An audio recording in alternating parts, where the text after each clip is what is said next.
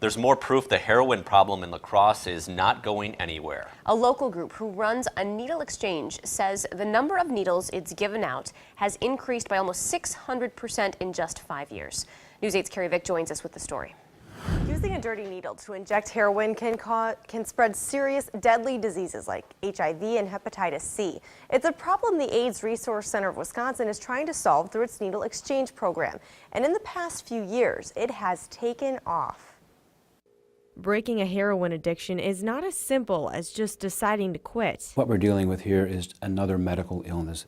People, once they start using, are quickly addicted to it to the point that they cannot stop using. Which is why the AIDS Resource Center of Wisconsin is trying to make sure that if someone can't quit, they aren't exposing themselves to a host of diseases from using dirty needles. It runs a needle exchange program where people can turn in their dirty ones for clean ones. The goal of the program is to prevent disease, specifically HIV and hepatitis C. As important as it is for people to use sterile injections for every time, sterile equipment for every time they inject, we also want to do whatever we can to get the dirty, possibly contaminated materials off the streets as well. Center staff say the program's popularity has skyrocketed. In 2008, the center gave out more than 11,000 syringes in La Crosse. Just 4 years later, in 2012, that number jumped to almost 69,000. And the Resource Center says there are still many drug users in the La Crosse area who are not taking advantage of the program. I don't think that we've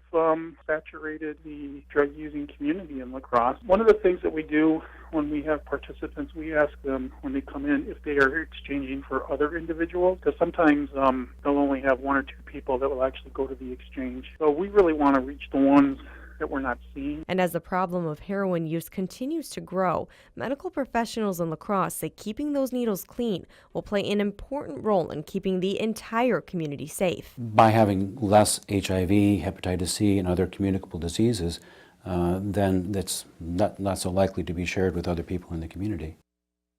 Now, while some worry a needle exchange program encourages drug use, the AIDS Resource Center staff say since 1994, they've seen a more than 65% decrease in HIV among injecting drug users because of efforts like their needle exchange program.